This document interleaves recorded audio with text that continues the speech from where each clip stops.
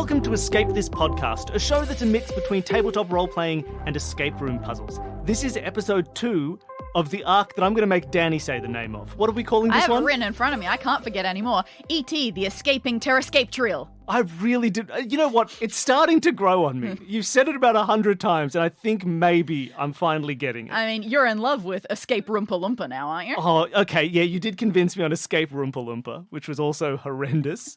So I guess we're going for Escaping Terrascape Trio. I'm in charge of naming forever. Every episode, we have guests come on and play through a virtual audio escape room that Danny has created. And this episode, we have I suppose 2 returning guests in a fashion. We have back for his, I think, 4th official episode, Neil Patrick Harris. Welcome. Can I get a what? What? Perfect. Gangsta. Neil's done a whole bunch. He's a clearly returning guest, but we're also joined by Emily Jilette. Welcome. Thank you. So happy to be here. Now, Emily, you've not done an episode of Escape This Podcast, but you did do our live escape room at Recon. So you're sort of a half returning guest. And I loved it. I have to say I was skeptical at first of the audio format, and I have raved about it ever since because it was just so much fun and engaging and clever. And I can't even talk about the twist because I think that that's one of your experiences you share with clients or whatever. But it was so clever. Oh, I'm so glad. This is the best birthday ever. That's right, Danny. That's right. It's Danny's birthday. Oh no, we're dating it. We're dating the episode. That's fine. Happy birthday, Danny. Thank you. It's going okay. Can I sing you a song? Yes. Always. Okay, it's not the happy birthday song because I loathe that song. I go into great lengths to talk about how much I dislike happy birthday to you. Let's talk about this for a second. As a song, it's terrible. It's a rangy song. So if guys start it in their mid-range, by the time they get to the octave up at happy birthday, dear, that's too high for them. You got to do the shift. I'm an alto. I understand. And the opposite is true with altos and sopranos. If they started in their mid-range, they go, they're so low that they can't sing it. So you wind up with this drony song where everyone is not even singing the notes, just kind of singing it. And then 3/4 of the way through the song, anyone who doesn't know the person has to do the awkward thing where they go, happy birthday, dear. It's the worst. Okay, so here's a birthday song. Originally sung to us at Disney World on the Jungle Cruise. Mm-hmm. And it goes like this. 2, 3, 4. This is Danny's birthday song, and it isn't very long. Yay. Oh, that's my kind of song. Are we taking the opportunity? Do I have to sing you the family birthday song? Didn't we do that last? I'm sure we did, but I'll do it again for everyone at home who's been waiting for a whole year for me to do the O'Keefe family birthday song. Yep, sure. All right, here we go. War and famine everywhere, people dying everywhere, and it's your birthday. Hooray. Happy birthday! I just heard a tumbleweed go. That's the flowing beautiful, beautiful And birthday of course, song of my people. just while we're in it, I'm so sorry to people who actually like to get into the episodes and don't enjoy preamble at the start of podcasts. There's no one there. The hip hip hurraying, I feel like we have to mention this again. Yeah, this was a cultural thing that we weren't aware of, that at the end of the birthday song in Australia, you then do hip hip hooray. So it's like... How many times? 3 times. 3 hip hip hoorays for the birthday of whoever its birthday it is. And we have recently learned that not everywhere does this as a birthday thing. Yeah. Like everywhere has 3 cheers or hip hips or whatever, or some variant of that. But at a birthday thing, that is not universal by any means. As what? Agreed. You're all Agreed, fools. and I'm confused by the hip hip hoorays because as I just said, I don't know if there's a requisite number. There's 3 hip hip. Do you know the wildest thing though was watching We the have coronation? like 8 different birthdays. Do you see that they did it at the coronation? Yeah, they hip hip hooray That was King wild. Charles. So to us, it's a little birthday thing, and then it's like, the new king, King Charles III. Hip hip hooray! Hip hip hooray! I was like, oh my god, it's That his was birthday. very peculiar. It was very funny. What are we doing? We're doing an escape room. So, whenever we have guests on, we always ask the same 2 questions. Neil, we will have asked you a few times, but we'll start with you for the first one anyway. Neil, what is your escape room experience? Has it changed Any since you were last updates? on? I have had a marked amount of escape room experience since we last spoke. Ooh, I went to this year's live recon Oh, of yes. course. that they had, the Reality Escape Conference, hosted by David and Lisa Spira, In and Boston, it was in Boston, and I had just the most delicious time. The Boston escape room scene is strong. I'm sure most people who are listening to this have encountered our experiences in some form or another. But there's 3 big groups essentially there that are doing amazing stuff. I got to experience some of all of them. And then I got to do escape room adjacent, level 99. Oh, I've heard And things. the other one with a weird name, like Bjorn Bodeborg? Borg. What is it? Oh, yeah, Bodeborg. Mm. And both equally exciting. It was escape room meets American Ninja Warrior training meets like Wordle, like all happening at the you hop into a room, you try to solve it. As soon as you fail, you're out of the room, and then whoever's next in line, whatever group goes in, they try the same thing, and then they're out. And if you're next in line, then you get to go in. Now you know how not to do it, and you try a different way. And some are very That's physical, fun. and some are mental. It was super duper fun. So I did that, which was escape room adjacent, and then I've done a couple escape rooms since, and the last one that I did was in Brooklyn with Emily Jilette, my teammate, this very eve. Whoa. It was a Stranger Things-ish room. It was right on brand, but not officially on brand. Sure. So it was brilliant in that regard, It was a because weirder they were stuff very, room. very savvy in the way that it wasn't branded, and yet it told the same story. And we escaped it, and we had a great we were crushing it, not intentionally, but just we were in the zone. Like, I found this. Well, I have this. What if this goes with that?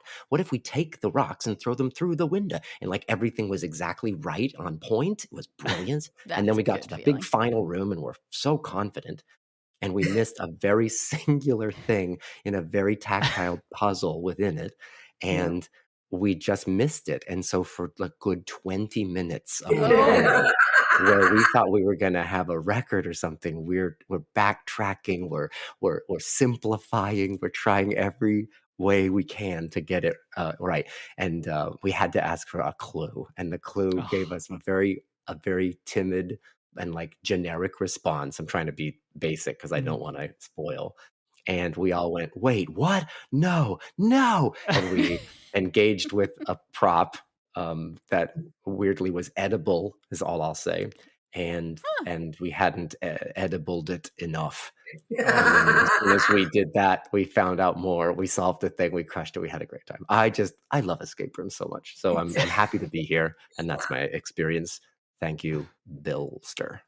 Wonderful. And that sort of transitions us already to Emily. What is your escape room experience? Well, I have done some since that night, but the way he describes it is perfect. It was very adventurous and physical and flowing, and I loved it. I did my first escape room that I can remember in 2014 at midnight with Judy Gold, my friend that I was doing a thing with, and we ended up in a room with 4 Orthodox Jews. And we just killed it. And I was like, oh, well, these guys are brilliant. This is the easiest thing in the world when you're with smart people. And I just got hooked. And now I do them all the time. I mean, I just did 2 in Portland last week that were super fun. Yeah. And the first one we did, it was just me and my daughter went on a day trip to see 21 Pilots. And we went to an escape room that's like for 4 to 8 people. And we did it. And the guy who was the game master was so interesting and funny. And we were laughing with him. And then we're like, all right, we got to go. We have another one to go to. He goes, where are you going? I said, oh, we're going to do Portlandia. He goes, oh, I've never done that one. I go, come with us. We need somebody else to go. And he closed his place and came with us. Wow. We had dinner with him. Oh, that's fantastic. So, yeah, we had the best time. We spent the whole rest of the day with him, and super fun escape rooms. So Emily Jilette is one of those great people that if you get hooked into her puzzle world, and you're welcomed into this small group, you're asked to do all kinds of fun puzzles. I'll get texts that say like, "Have you heard of cryptic crosswords? I found a cryptic crossword that's like the perfect primer." Or when I was like intoxicated leaving a party at midnight and she was in New York, I said in my Uber, I texted her, "It's a bummer there aren't escape rooms that are open like at midnight, because that's when I think everyone feels kind of adventurous and wanting to do some weird thing. Normally they close early." By the time I got back to our apartment, it was 12:30. She texted me and said, "Okay, I found one, 12:50 Midtown." Can you be there? And so Drunk Neil got to go with Emily and two other people. It was we went with one other magician. I hang out with a lot of magicians. And then this random woman who signed up at almost 1 a.m. for an escape room on her own that starts out in 2 rooms. And bold. She just got thrown into our mix. And we had a blast and we escaped it, and it was so random. And so for those people who are listening, the escape room thing doesn't necessarily have to be super pre-planned. It's also fun to just do on a lark, because then your expectations are quite low because you really don't even know what you were intending. And so it's not like, I'm finally going to the one I've heard so much about and let's see if it's as good as everyone says. We had a great time. And then, okay, well, the other element of this show is it is escape rooms mixed with a sort of tabletop role-playing gameplay style. So I'll start the other way this time. Emily, do you have any tabletop role-playing experience? And that refers to like Dungeons and Dragons kind of thing? Yeah, D&D and other games like that. The first answer is no, which is supported by the fact that I couldn't fill in the blank of other games like that. That's correct. I don't know why, but I never jacked into that. I'm sure I would like it to some extent. My life doesn't have too much more room for another obsession. But, I have never even played Dungeons and Dragons. I've bought multi-sided dice that I find in the washing machine from my son's pockets. And so I know what some of the props are, but it is not my thing. No, that's fair. That's totally fair. And it's one of those interesting ones as well where, like, as you were saying, there's such a monopoly from the one game of Dungeons and Dragons. And there's lots of these other fun small games that can be very fun to play and very different, because Dungeons and Dragons is quite focused in on, like, it's a fantasy adventure. We're gonna kill some goblins. We're gonna figure out how much damage we're doing with an attack when we roll. But then there are other games where it's like, we're all controlling one person who needs to go to the store and buy bread, but somebody else wants him to drive across the border to Mexico, and you just keep swapping control of this person, and one of you is trying to get to bread, and one of you is trying to get to Mexico, and there's no way of knowing, and we're going to see who wins. Like, there's weird versions of games. Yeah, that's Everyone is John, and it's a fantastically strange game. This is one of the things I love about listening to this podcast, is because you guys are so good at passing the baton to other cool experiences. It's not just singular and myopic. Oh, sorry, wait, just keep listening to Escape this podcast. Don't do anything else. No, my gosh. I will answer the question in my interrupt, because as you guys know, Gideon, my son, plays D&D a lot on the weekly. And I think the last time I was saying that I said I would DM a campaign for them, and I hadn't in like a year, and I needed to do that. But I'm also telling him that there's other types of tabletop role-playing games. He's very D&D centric, and he's very judgy about anything that diverges from the Dungeons Master's Guide and the Player's Handbook and all of the rules within. And so I keep telling him, there's other games that are similar but have different ideology, like different rules, different structures. And he hasn't been yet. But I as I recall, you guys did a whole episode, or maybe it was a Patreon bonus, where you pro and conned the different types of tabletop games that are out there, or at least the ones that you play, and like what makes them different. mentioned it. Yeah, that maybe in a Patreon or something. Yeah, I'm sure. Sounds like a bonus thing we would have done. Yeah. So at any rate, I'm trying to come up with more options for my kids. And I promised Gideon that I would DM an adventure by the time it became August, because one of his friends who he plays D&D with is named August. And so I did it on July 30th. No, right before. Oh, no, you're right. It was August 31st. No, you're right. It was the end of August. And I got a little help from a guy named David Andrew Laws, who does a thing called 20-Sided Tavern. He just did it in Edinburgh. It's sort of a live D&D game, almost like Drunk Shakespeare. Sure. And he helped me out a little bit. It started as a very quintessential game, and I acted like it was not a big deal. And we were doing Dragon of Ice Spire, or one of these boxed games that you can just play. And then all of a sudden, they entered a room, a hall, like went down a corridor, and all of a sudden it was a game show. And every round they had to roll the dice that gave them a different character and a different origin story and a different handicap, and then they had to like solve a room. So it became nothing that they had expected, and they loved it. So that was my tabletop role-playing experience. I'm a good dad again. All right, so I think we're ready to get started with the room. Are you ready to go, Danny? I think we're good to go. Everyone remember where we left off with this one? Oh yeah, do we need to do a recap for the people at home? Not especially. Aliens. Yeah, you're an alien. You have just, in a basement, encountered a dude. A dude. That's how we're going into it? Matt, the human says. I am Matt. Now, you're quite proud of being fluent in 24 human languages, so this rankles you. Your name doesn't translate perfectly into English, but you open your mouth and you say your best equivalent. I am... Go, Emily. Moxie. Moxie. I get it. Oh, I feel that. Yeah. All right. Matt's eyes bulge. You're having a little bit of trouble deciding whether he's scared or thrilled by your existence, and honestly, you aren't sure which you'd prefer. Which one will give you a better chance of him keeping quiet? You look around at all his shelves of supplies. He seems prepared. Maybe he'll make a good ally. So you decide you're going to take the risk. You tell him about your crash. Oh, his shoulders slump slightly. So you're less Mars attacks and more ET. Is he disappointed?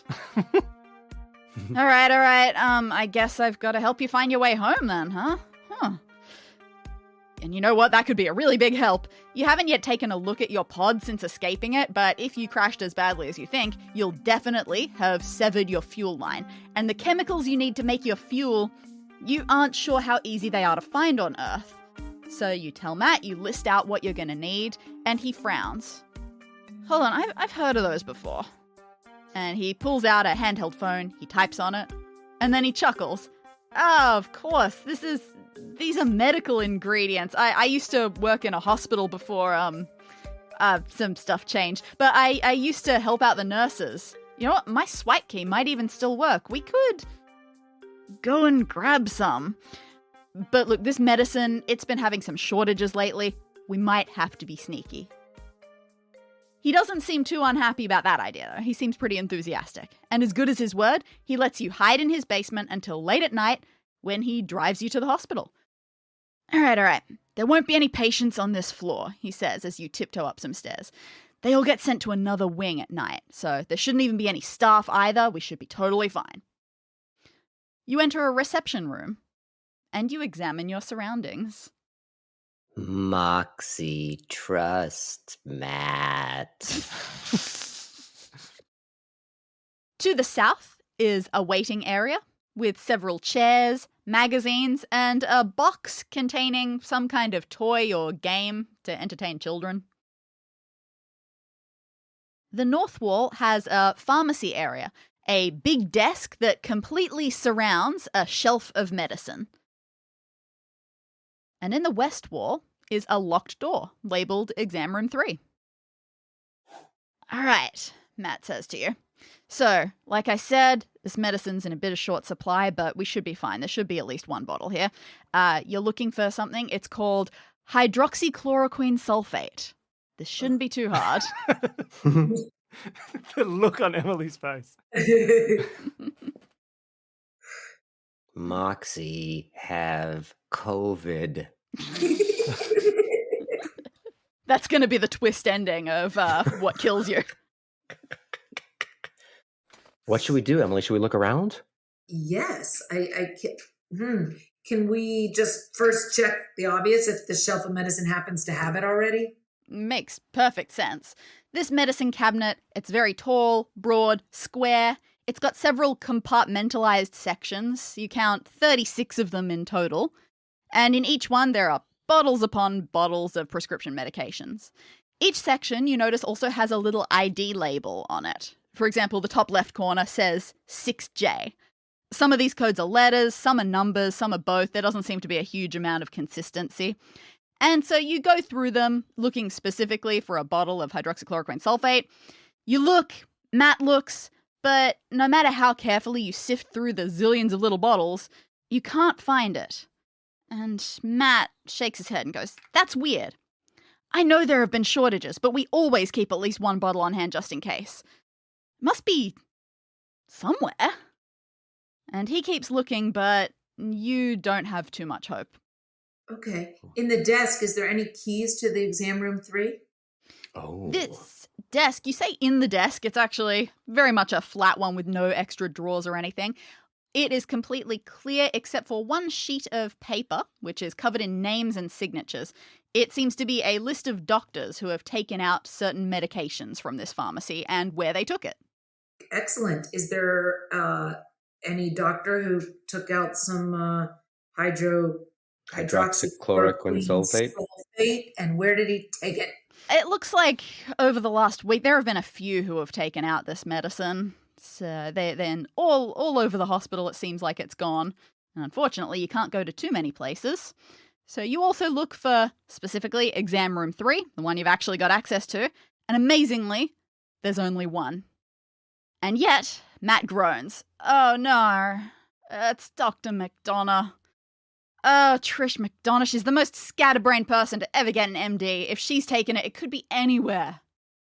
So do you think, let's go over and just check that box with toys in that area in case she's so careless that she left it there. You pick up the game. It's a third-party knockoff of Connect 4. It's got a 6x6 grid where round tokens fall in. The last kids to play weren't particularly considerate or good at it. The whole thing is stuffed full of red and yellow tokens, and they clearly didn't know the rules. They just shoved them in everywhere. Thank God, they don't look like pills. They actually look like game tokens. Okay. And so nowhere in the box, anywhere, some random pills? Hey, do you mind, since they do look like game tokens, can we pocket a couple of them and just keep them in case we might need them for later? All of them are currently inside the game box, but you can press the little flush button and shake them out and do whatever you can. So you can grab a couple of those. Absolutely. You also notice as you do that, again, these inconsiderate children, some of these tokens don't fall out. They're completely stuck in there. Wait a minute. And this time, you'll get an image. There's an image in the chat. For people listening along at home, you can see this image in the show notes. But Neil, would you like to describe what you're looking at for the people at home? Sure. It's a fairly simple geometric grid as just described, 6x6, kind of like Connect 4. If I'm looking at them by columns, the left vertically, the fourth one down of 6 is yellow. And the second column is empty. The third one, the fifth one down of 6 is yellow. The fourth one down, same thing, 2 yellows side by side. The fifth one is empty. And the sixth column, vertical column, is another fifth one is yellow. So there's 4 that are yellow. Everything else is white. Yeah, so 4 tokens got jammed in there hard enough that they're not falling out. Okay. But empty under them, not stacked on anything. Yeah, no. Yeah, just empty. Is there anything about this 6x6 shape that correlates to all of the 36 sections of the medicine shelf? You know what? The medicine shelf was in little square compartments, so you suppose that could be described as 6x6 as well. So I think we should go look at the corresponding darkened, or whatever that is, the stuck chips, and see maybe if there's a clue or a key or a something. I was doing a whole different thing, but I love that idea. Oh, can I distract you? Let's do that while we're here.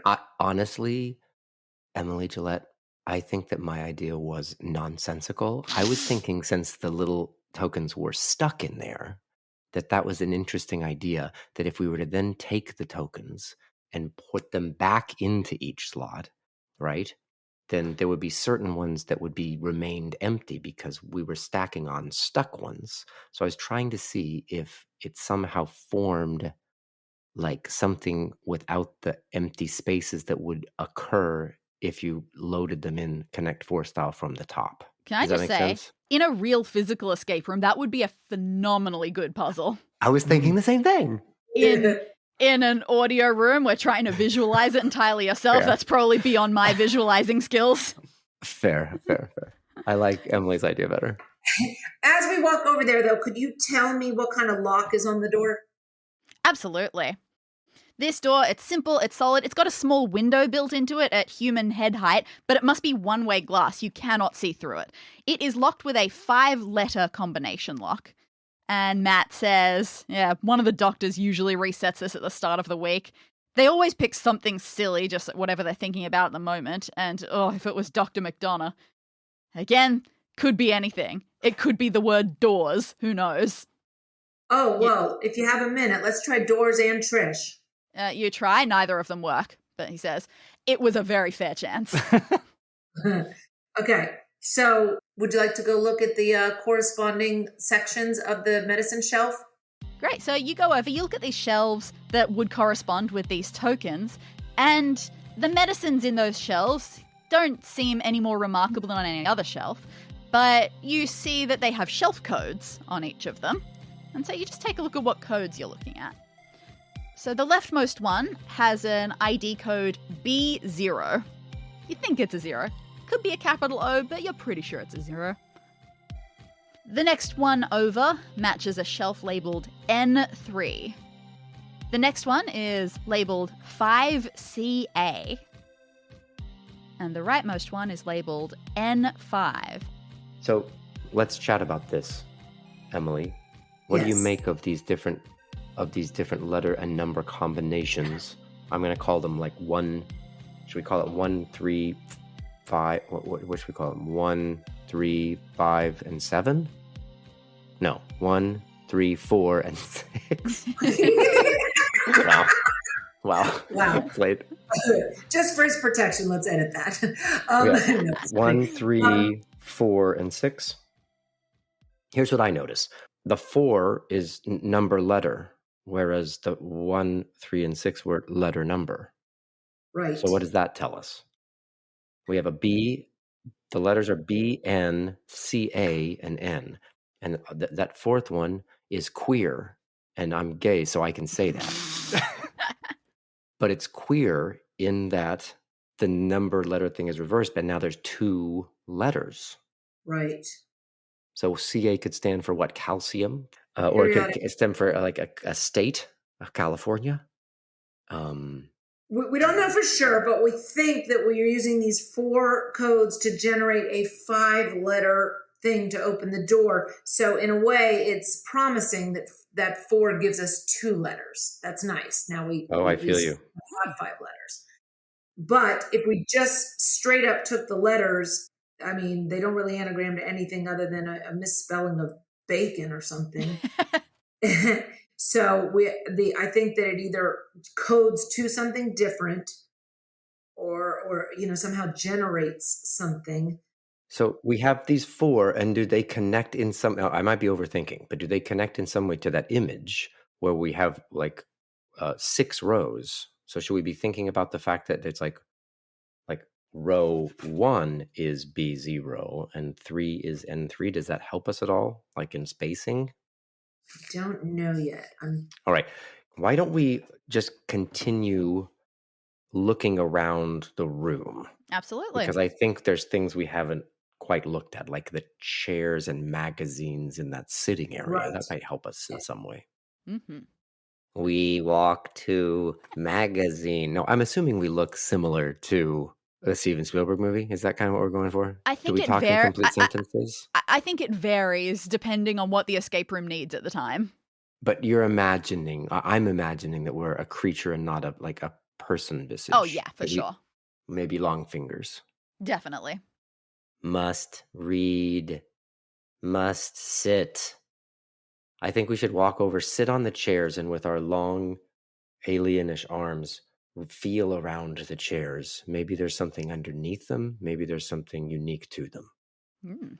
You go over, you take a seat on one of the chairs. They are, as far as you understand it, completely conventional, except for their backs. There are 5 chairs, and each one has a large cartoon face on it with a slightly different expression.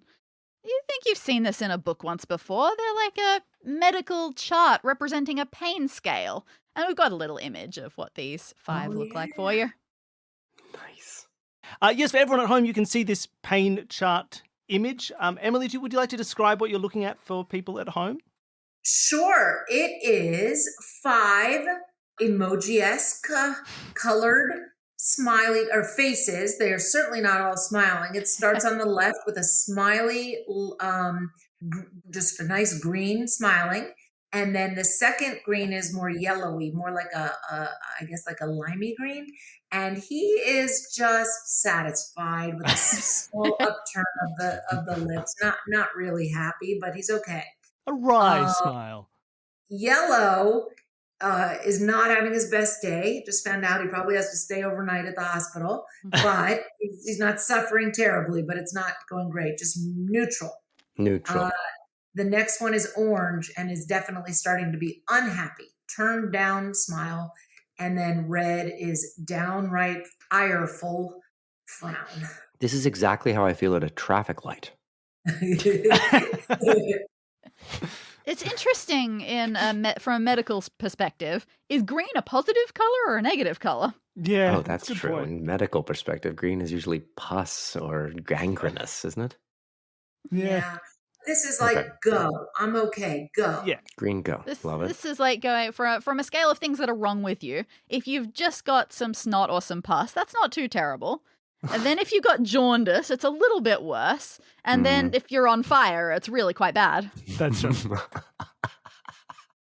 It's a very dark, starting at a very dark place and going even darker. I love it. Okay, well, I feel like this doesn't feel singularly solvable. Well, I think that the green guy corresponds to 0 pain and the red guy is a 5. So while that doesn't get me closer to a solution, it's an idea of assigning letters to degrees of pain. But I like that. Yeah. Wait, wouldn't that need 6 faces then if it went from 0 to 5? Oh, you're right. Thanks for helping on the counting. Thank you very much. 1 to 5.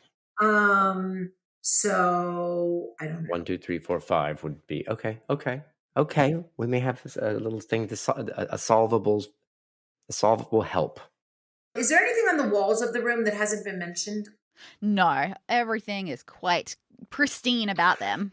But I will say we're just sitting in this chair, and I'm getting a little antsy. I have ADD, and the A stands for alien. Am I right? And so I'm going to look at these magazines. You take a look. It's a pretty solid stack, and based on your knowledge, you expected them to be a bit more light, a little bit more tabloidy. Instead, these are all about medicine. There seems to be one for every specialty. You kind of thought waiting room magazines were for the patients who didn't know the medicine stuff, but apparently they're for the doctors. Do you have anything more to tell us about it? Is there one specific that might catch our attention? There is a pretty substantial stack. If there were a specialty that caught your eye, then you could probably go hunting for it, but none of them immediately stands out. Could we find a magazine about hydroxychloroquine sulfate? You personally have no idea what branch of medicine that would be for. And you ask Matt and he says, just general autoimmune stuff, I guess, but I don't know if that's going to help.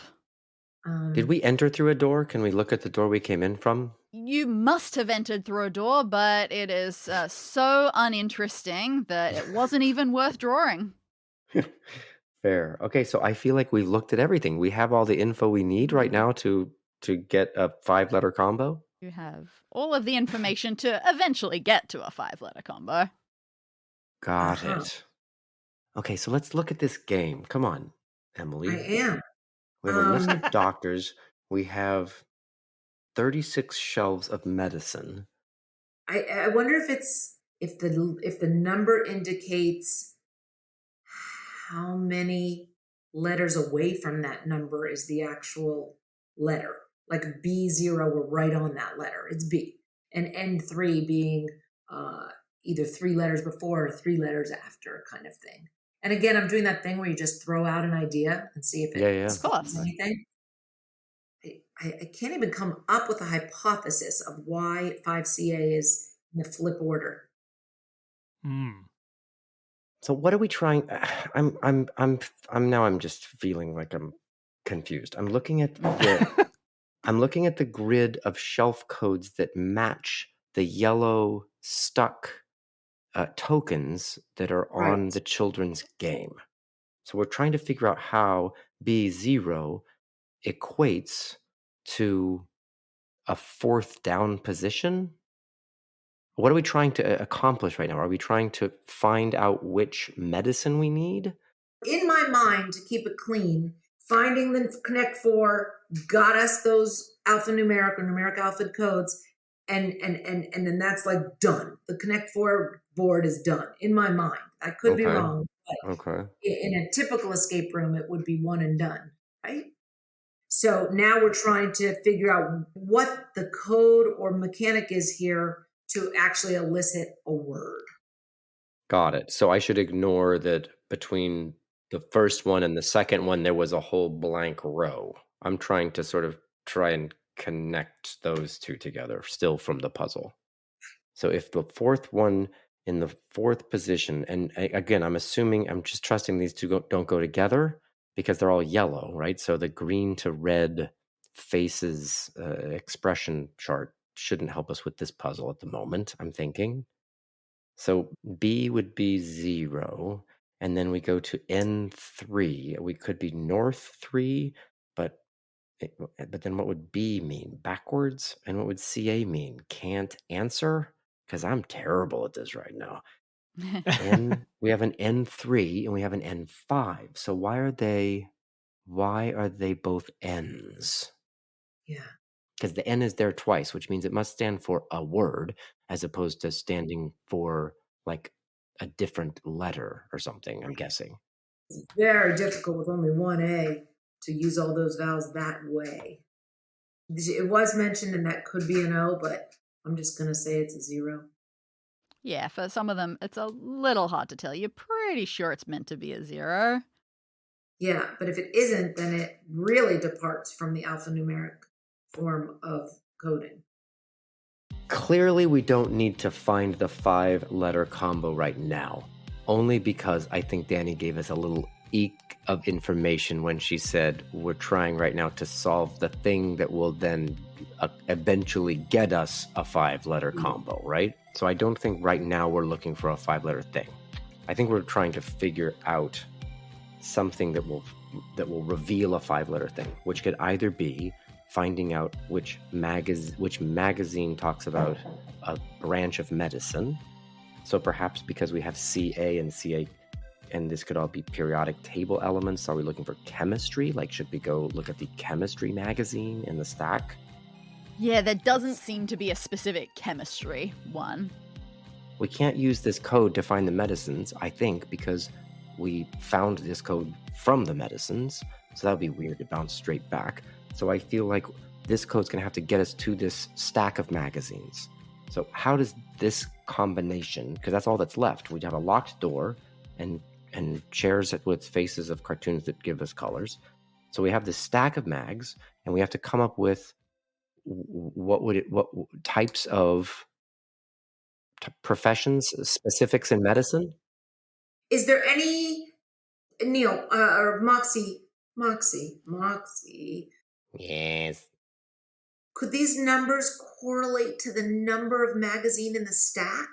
Like, look at the 3rd one and the 5th one. Like, I mean, it's stretch. I get it, but that's all I got left. I'm trying to. Yeah. Especially if there's a maybe 0. Yeah, the 0 is tough with that. You can't really count to the 0th object at any point. All right, I think we need some sort of ghost hint. I can give you a subtle hint. It's not going to reveal too much. I can substitute something for you. I can say you've got the B0 N3, and then that 3rd one that was slightly out of order, the 5CA. Mm-hmm. If you'd like, That could say SC4. Puzzle would work exactly the same. What? Okay, now I'm about to throw up in my mouth. So like a 5 looks like an S, but an A doesn't look like a 4. Depends on how you draw them. Oh.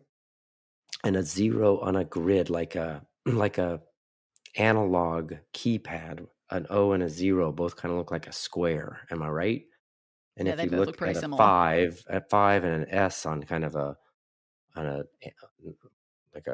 would that be called? Not an analog keypad. What would it be called? Calculator. Like a calculator, like an old Digital screen. What yeah, are an they old called? Like a like a 7-line digital display. clock. So the Yeah. 5, so B0 would be. Imagine if we had. Okay, I'm getting it. Imagine Yeah, if Emily, we you had. look like you've got something too. I do. Imagine Go if we ahead. had this as a grid and we made like a B in that old style and then a 0 next to it would be like a rectangle with a line in between and then a rectangle.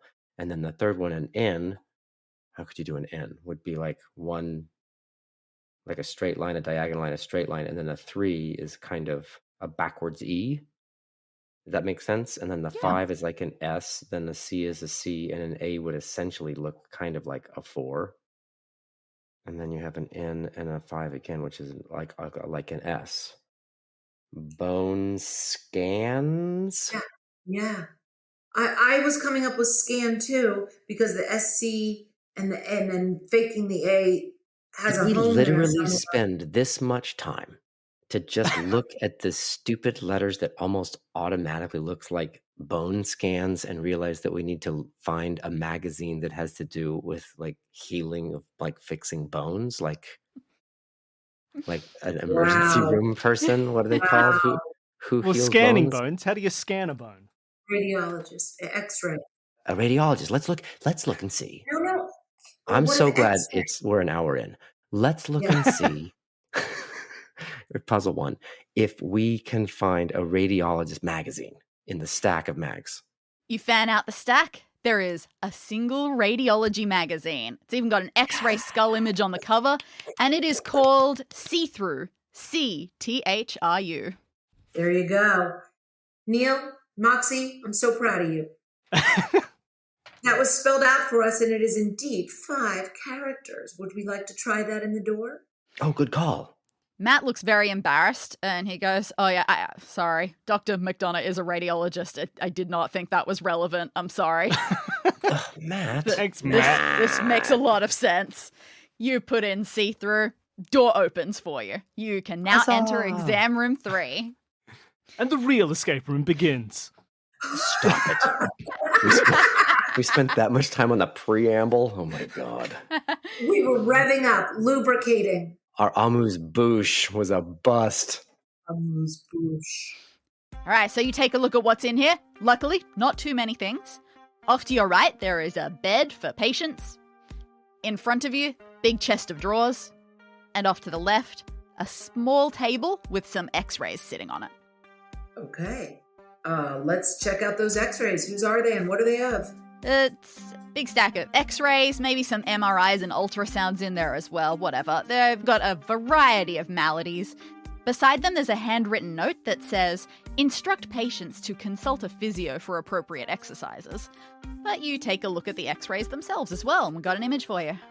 Yes, we have some x-rays here. I believe, Neil, it is your turn. Would you like to describe this for the people at home? For the people at home, you can see this image yourself in the show notes. Okay, so here is the image. It's lots of... This is really well done, Danny. This is lots of... I took them all myself. of yourself. These are all me. The first one seems to be an MRI scan of a human head that includes the face turned sideways with the brain and everything. And it also has a red square in the corner indicating something. Like each of these has a color indicator. Next to it looks like the bones of a foot, an x-ray going down, and we can see most of the toes. And that's yellow. That's code yellow. Next to that, I don't know. Good luck. It's kind of Billy couldn't get this one either. well, it's looking around. It could be a heart. Thank It's you. it, it's maybe it looks heartish.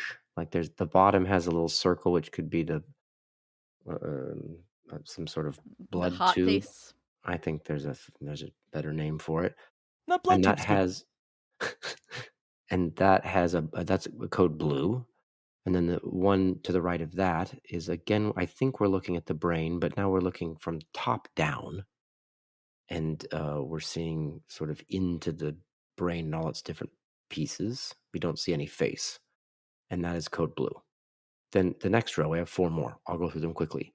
The next one is the lower part of the face, mostly the teeth, and that's code yellow. Next to that is a left hand, and you can see all the bones. It's a full hand, including a little bit of the wrist, code red. Then we have a chest x-ray, it looks like, of the lungs, ribs, spinal cord, and that's code yellow. And then finally, we have what looks like a leg, the upper part of a leg, sort of between, like I guess the knee. It's the knee bone, the knee joint. So I would say that was a knee, or at least mid-leg, code red.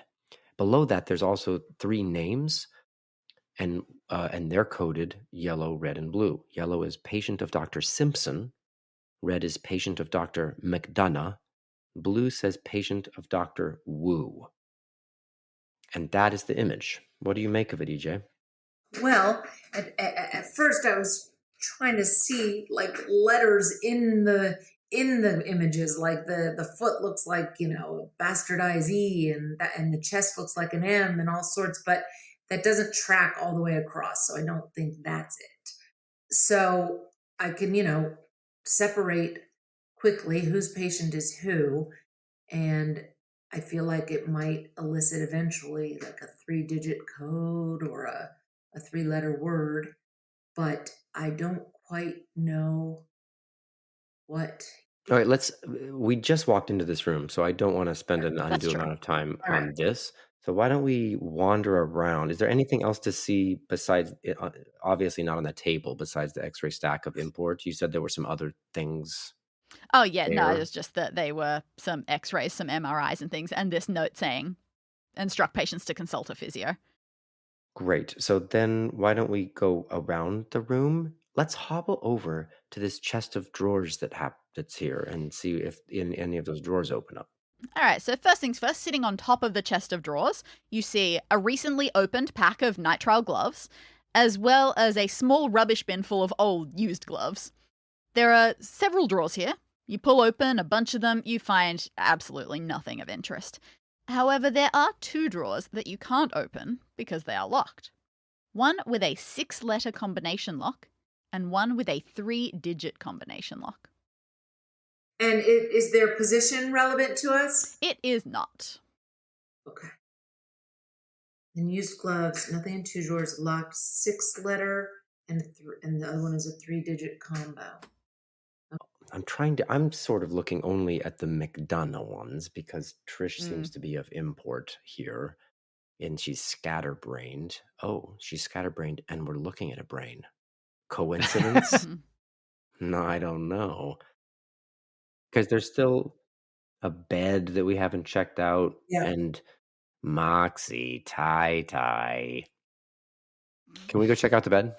Absolutely. It's very bare bones. It's mobile. It's got wheels on the front and back. Thin sheet, thin pillow, not much cushioning. At the foot of the bed hangs a clipboard. You take a look. You expect it to have patient information. No, that's not really what it is. Emily, would you like to read this out for the people at home? Sure. It says maintenance crew, and it looks like a small checklist. Ensuring tasks have been completed thoroughly. Use all-purpose maintenance spray, 4 sprays per item. Mark task completions on checklist by shading in successful tasks. Leave incomplete or unsuccessful tasks blank. Great. Love it. Instructions for further things we're going to get. I'm sure of it.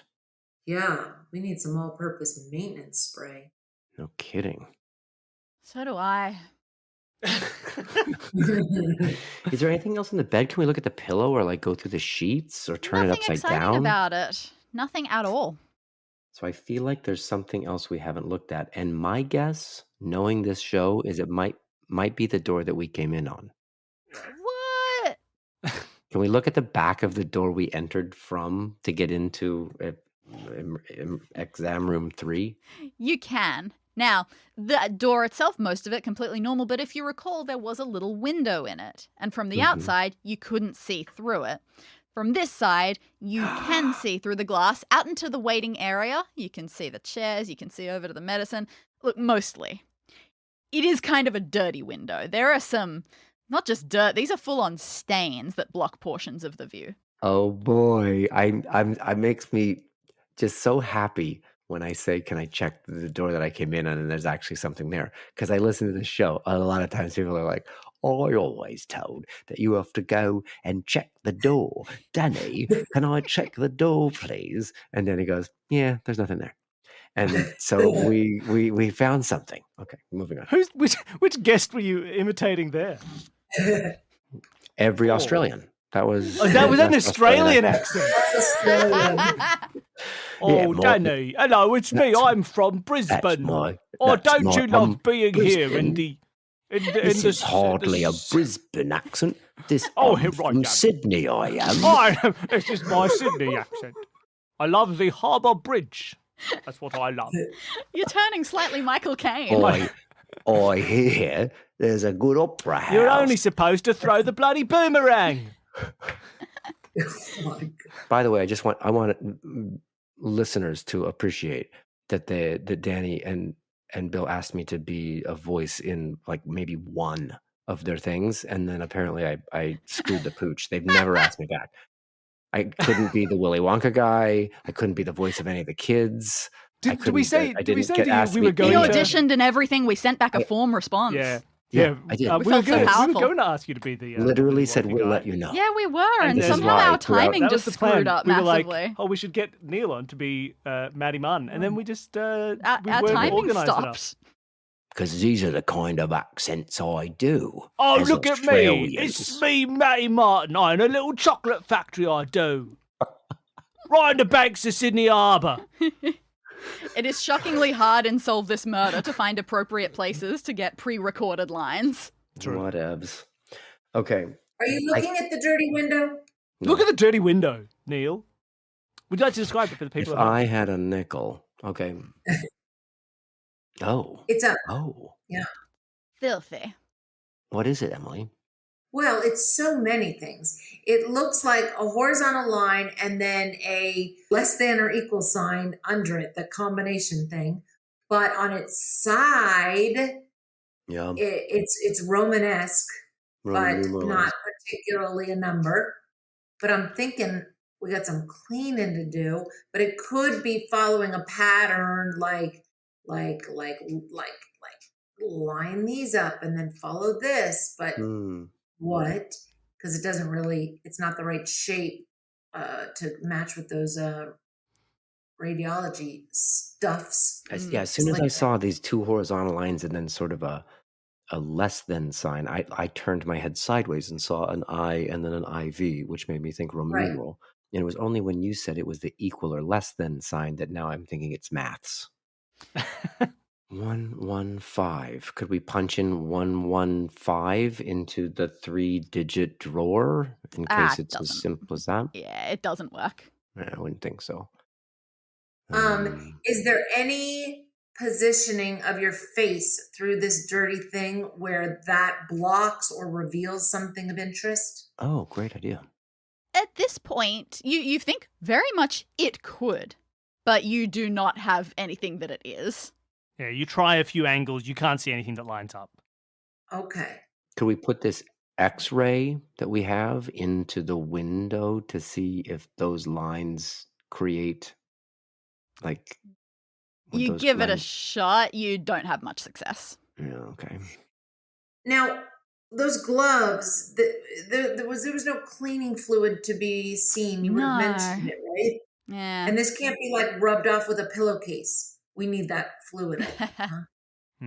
So I'm looking at the X-ray again. The McDonough patient images are there are 3 of them, and we're looking Yes. for a 3-digit code on the bottom on one of the drawers. I can't even remember if we did the quantity, but if we go yellow, red, blue in order and just quantity of pictures, did we try 332? I believe you may have tried that. It didn't work. I don't remember that, but it doesn't work. There was also instruct the patient to see the physio. Do I need to hear that exact phrasing again? Instruct patients to consult a physio for appropriate exercises. Right. So McDonough, we're dealing with knees, would be walking or like taking or squatting down, and with a hand it would be making a fist or something. Yeah, but you couldn't possibly be expected to have that sort of expertise. Yeah, you're not on a hand. physio. You don't know things about being a physio. Oh, can we go back to the magazines again and see if there's a physio magazine, or should we stay in this room? You can absolutely. I mean, there's still stuff in that other room that you haven't really used, so it makes sense to be able to go back. And you can go back to those magazines, and there is indeed one physio magazine in the pile. One physiotherapy magazine. It is called No Pain, No Strain, and it has a big special feature right in the middle, a selection of easy at-home exercises for various injuries. Nice. Okay. We're just going straight to the magazines every time we're stuck, okay? Are we going to see that article, or is that just... No, these ones tell me a little bit more about what you might want. It's a pretty big spread. There are lots of sections. So is there something within that talks about what you do for head injuries? You read carefully and, oh yeah, okay, there is one for the head. It looks a little tricky. Now, the first thing it says is to make sure you only focus on the movement and positioning of the head. The rest of your body, like, it's going to be there, but you don't need to think about it too hard. So it tells you, facing left, tilt your head slightly backwards while raising it higher into the air. And then, keeping straight, bend your knees so your head lowers vertically towards the floor. And then after that, a brief pause. And then what it wants you to do is move your head in a large, tall oval by rising and lowering from the floor. Okay, that's gonna form. So as you're describing that, I'm doing it, and I hope that everyone listening is doing the same. I've I've certainly turned hope my so. head, I've raised it up, and then I've gone straight down. So I feel like I'm making a number in the air, like a with my head. I'm making like a 1, or maybe a 1, like with a little top to it, and then making a big oval by raising my knees up. Then I'm making a 0. That sounds like a 10 to me. Well, but it's 10, but we need 3, right? What about that? That's bend okay. knees and lower? Yeah, we're just at head. Let's move on to hand. What happens if you were to do what exercises does the magazine recommend, or does it recommend for hand? Yeah, you take a look for hand. And again, this one tells you just focus on the movement and positioning of the hands. So it says, facing right, you kneel with your back straight and your hands start down. And then they lift straight up, straight in a line until they are far above your head. Then in a curved, sweeping motion, move your hands down in front of you as far as they'll go and then back in towards you, curving in to touch your knees. So if I'm on my knees, could it be a 2? If you're on your knees, but you're only looking at the hands. Sorry, Only I'm looking at the looking hands. at the hands. Oh. They start down. You can also try. ground. You can also try Down. drawing to see what happens. Yeah, Can drawing might be help. easier. They Help start me. down, and then they go Okay. straight up, and then they go Straight up. around, Then- straight up, and then around. around and down. It looks like the letter D. Well, we've certainly had number-letter combos before. That's true. Okay, so we have D. What is the knee rehabilitation exercise? You look for that, and okay, it seems like the knee one, it goes into a full thorough back and legs exercise. So it tells you to consider the positioning of your whole body pretty much for this one. Okay. Facing left, get into an approximation of a downward dog yoga pose. So one that's like an upside down V. However, using your knees instead of your feet. Okay. And then bend your knees so that your feet are lifting straight up in the air. And then just hold that position. I'm doing it right now. he's off camera. We can only imagine. Oh, can you not see me mean, doing funny Not quite. We don't get floor. Just balance on the Oh, banister. that's better. there. Yep. That seems to be like an N. Hmm. 10 down. Tendon. Tendon. Tendian. You Tendon. don't even need me, Neil. You're killing it. In our Tendon same is nice. world as I'm scarred. Get the joke by bone scans. So, is there a tendon doctor? What would a tendon doctor be? Or a tendon magazine. Or a tendon magazine? Where's Tendon Magazine? We need it. Emily, tendon has 6 letters. And don't we need a 6-letter combination for one of the drawers? We do. Let's go try that. Can we try that in that? You Box. race back. You go to the drawer. You put in tendon. Lock clicks and comes right off. Amazing. You pull the drawer open. Inside there are 2 things. One of them, a small spray bottle labeled APMS. Oh, yeah. We need this. And there is also a checklist, which you're going to see. Bit of, Super. complicated looking one. Yes, would one of you like to describe this checklist that you found? Emily's great at this. Oh, am I? Oh, it looks like a logic puzzle, or a grid with, both axes. Well, not axes really, but the columns and the rows notated with the vertical columns being wheels and front in parentheses, inside door, night trial gloves, drawers, old gloves, wheels in the back. And then horizontal is rotating, iodized, aired out, heat treated, and cobweb free. That might be iodized. Iodized. Okay. Iodized. So if we go back into mark task completions on checklist by shading in successful task, leave incomplete or unsuccessful task blank. Uh-huh. I was thinking maybe that somehow weirdly that shading on the window transposes onto this, but No, I should maybe probably clarify. This checklist comes with a pencil. Nice. Yeah. So why don't we, should we do this? Why don't we go around to all the things on the checklist? yeah. Like, can we go, wait, let's figure out what we should do. Because these are things we've seen before. Wheels front, wheels back. There's wheels on the table in the room that we're in. The inside of the door has the window. We have 2 used night trial gloves. There's 4 drawers, am I right? In the Plenty of drawers. Yeah, you can see all these things. we can see them all, and the old gloves. Oh, there's new gloves and old gloves. Mm-hmm. And we have Yes. something has to be rotating or iodized. Oh, whether they are rotating or iodized or aired out or heat treated or cobweb free. Okay. So we have to take our spray and spray things in order to check things off this checklist, right? Says Oh, yeah. the maintenance crew. Yeah. So why don't we go spray these items and see what happens? Sure. Absolutely. And I think there were wheels on that bed. The wheels on the bed go round and round. Or do they? We'll find out once we spray them. Oh, if they're That's stuck, true, they might not rotate. clean. All right, so let's go Okay. spray those wheels. Let's go spray the front wheels. Okay, you give them a bit of a spray.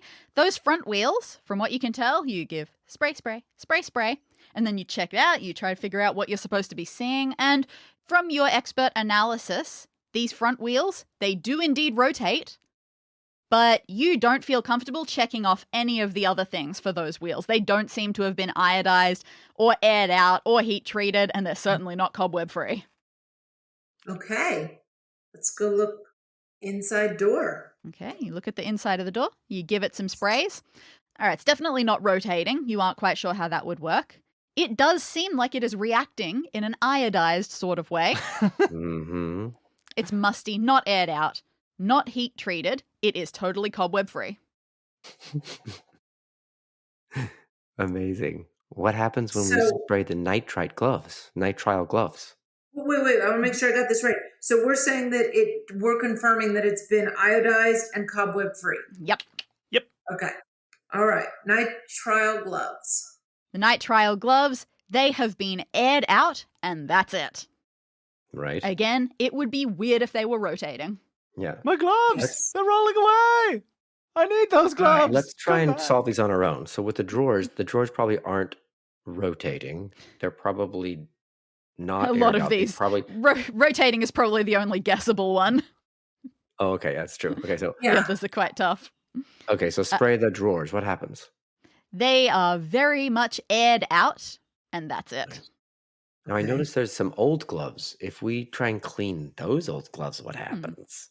Oh, it seems like someone's actually gone to a bit of effort with these ones. They are reacting in a way that means they have been iodized, and you can see that they are cobweb-free.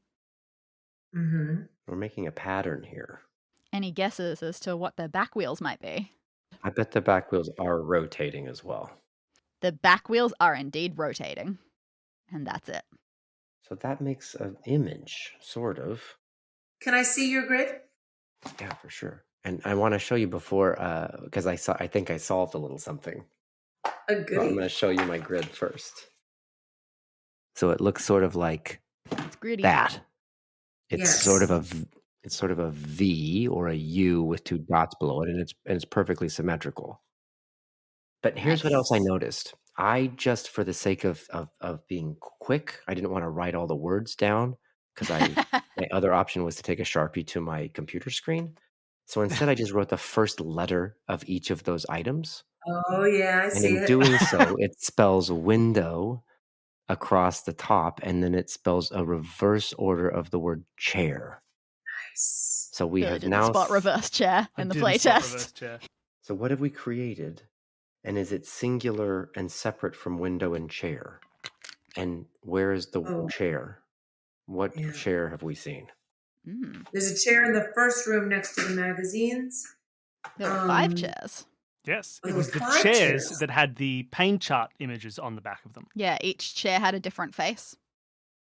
That's right. Oh, it's very sad upside down. I'll tell you that. Oh, yeah, it is chair upside down. And if you turn it upside down, it does look like a frown face.